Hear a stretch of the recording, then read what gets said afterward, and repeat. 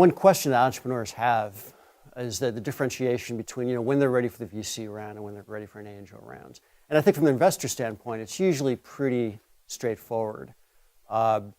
VCs, they want to see a proof of concept. They want to see typically revenue in the door or a rock solid proof of concept.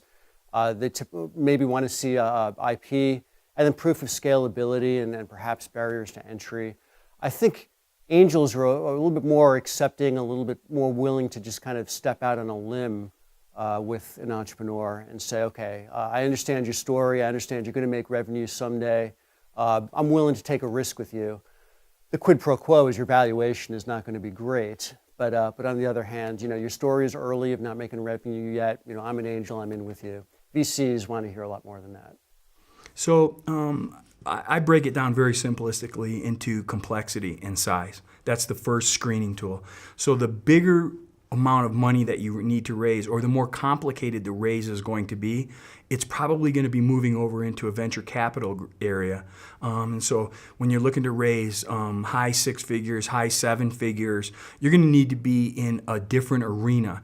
Think of the angels as more of an arena where people are looking to invest $50, $100, or $200,000. They may not come with any specific resources that you need. So that's another screening tool. And so you may be looking on a venture capital group not only because of the size of the raise, or you have to do multiple raises, it's going to be a phased process, but also that you need intrinsic or inherent skill sets that are embedded within that group to help you grow your business, or their network of resources to be able to plug you into a scientific answer that you need, or a different network or a community that you're going to need to be able to go out and sell your product.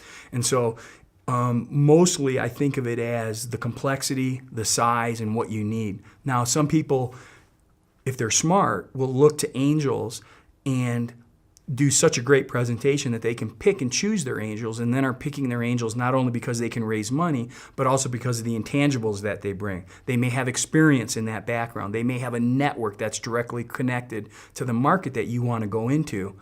And so they would then use that as another screening tool when they went down that path. But most small businesses start in the angel arena.